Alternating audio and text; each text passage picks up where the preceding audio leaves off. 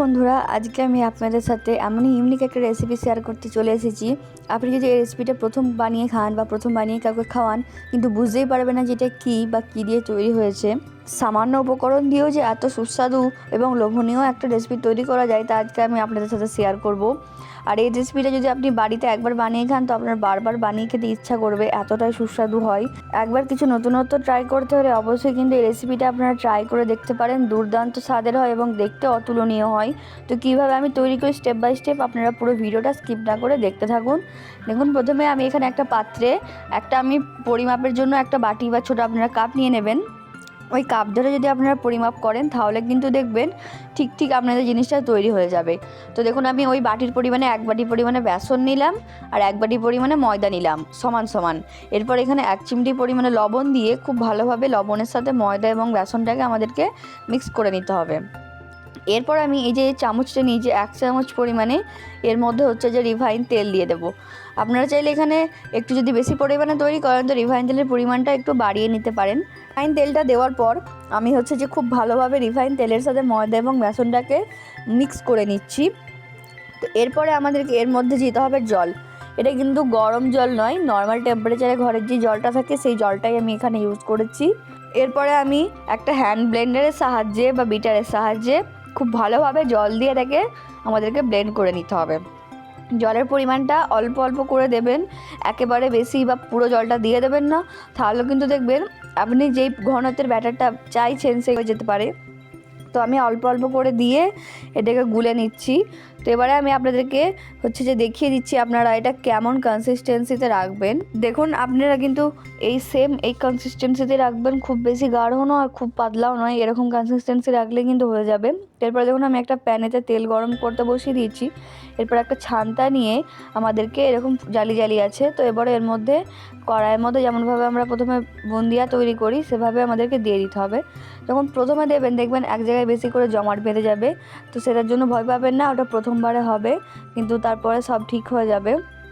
তো আপনারা যখন দিতে থাকবেন না, চেষ্টা করবেন যে তেলটাকে খুব ভালোভাবে নাড়তে থাকার। তেলটাকে কিন্তু অনবরত নাড়তে হবে, না হলে দেখবেন কিন্তু সব এক জায়গায় জমাট বেঁধে যাবে আর বুন্দিয়া কিন্তু হবে না। তো চেষ্টা করবেন তেলটাকে অনবরত নাড়তে থাকার, আর ফ্লেমটা অবশ্যই হাই ফ্লেমেতে দিয়ে রাখবেন, না হলে কিন্তু একদমই হবে না, খুবই জমাট বেঁধে যাবে এবং কাঁচা কাঁচা থেকে যাবে ভেতরটা। দেখুন, আমি কিন্তু হাই ফ্লেমে দিয়ে রেখেছিলাম বলে প্রথমে একটু জড়িয়ে গেল, কিন্তু তারপরে দেখুন কত সুন্দরভাবে এগুলো সব একে একে ছেড়ে যাচ্ছে। আর যখন এটা শুকনো হয়ে যাবে বা দুধে আপনারা যখন দেবেন, তখন দেখবেন পুরো সব ছেড়ে গেছে, কিন্তু জুড়ে থাকবে না কিছুই। তো চেষ্টা করবেন বেশি লাল করলে চলবে না, জাস্ট দেওয়ার 1 মিনিট পরেই কিন্তু আপনাদেরকে তুলে নিতে হবে, তাহলে দেখবেন একটু এটা দুধটা শুষে নেবে। না হলে কিন্তু যদি আপনারা একটু বেশি ভাজা ভাজা করে নেন, স্বাদটা কিন্তু অত সুন্দর আসবে না। দেখুন, আমি এবারে তুলে নিচ্ছি একেবারে আমি এরকমভাবেই তৈরি করে নেবো এটা। দেখুন, আমি আরেকবারও দিয়ে দিচ্ছি, কত সুন্দরভাবে দেখুন এগুলো একে অপরের সাথে ছেড়ে যাচ্ছে আর কি সুন্দরভাবে বুন্দিয়ার শেপটা চলে আসছে। আর বেসন দিয়ে তৈরি করেছি, তো এটা খেতে অসম্ভব সুন্দর লাগে। আপনাদের বাড়িতে যদি তাড়াতাড়ি কোনো অতিথি চলে আসে আর যদি আপনাদের কোনো চটজলদি নতুন রেসিপির প্রয়োজন হয়, তো আপনারা কিন্তু অবশ্যই এই রেসিপিটা ফলো করে দেখতে পারেন। কথা দিচ্ছি যে খাবে সেই কিন্তু মুগ্ধ হয়ে যাবে, এতই সুস্বাদু হয় রেসিপিটা।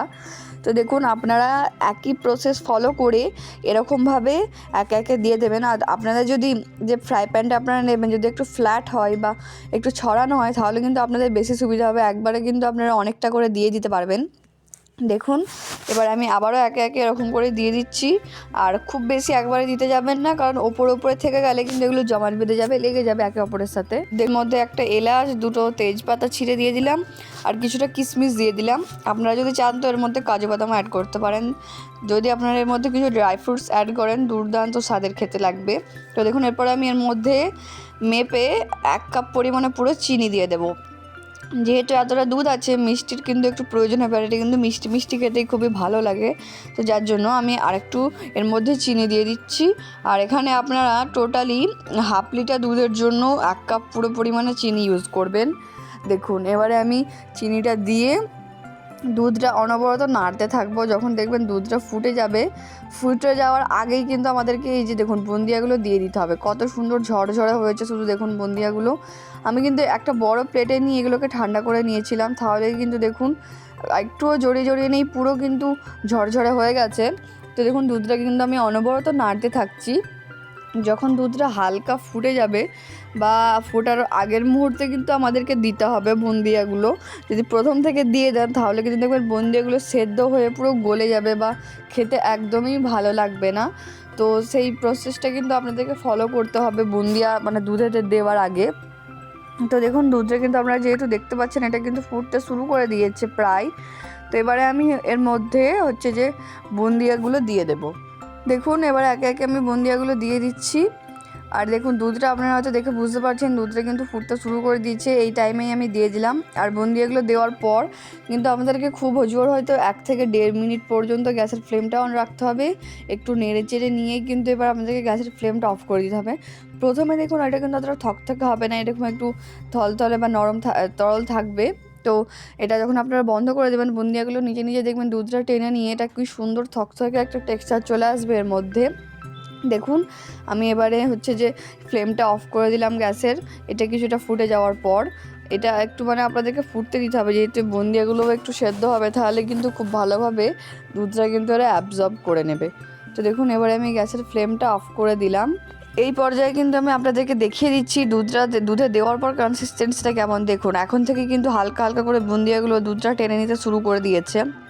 এরকমই হবে 1 থেকে 1.5 মিনিট পর্যন্ত আপনারা গ্যাসের ফ্লেমটা অন করে রেখে অফ করে দিয়ে এবার যদি ঢাকা দিয়ে রেখে দেন দেখবেন কি সুন্দর থকথকে একটা টেক্সচার চলে এসেছে।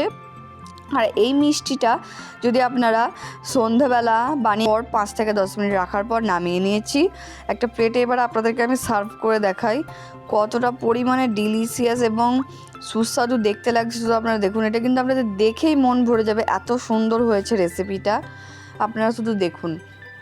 আর খেতে তো স্বাদের অতুলনীয়, এত সুন্দর হয় যে কেউ খাবে মুগ্ধ হয়ে যাবে। আপনি যাকেই বানিয়ে খাবেন আপনার কিন্তু প্রশংসা করতে সে ভুলবে না।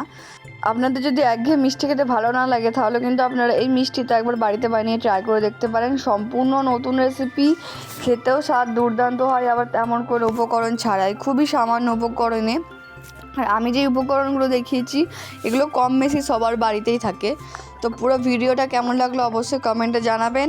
আর এরকম নিত্য নতুন রেসিপি পেতে অবশ্যই আমার চ্যানেলটাকে সাবস্ক্রাইব করে বেল আইকনটা প্রেস করে দেবেন, যাতে আমার রেসিপি আপনাদের কাছে সবার আগে পৌঁছে যায়। ধন্যবাদ।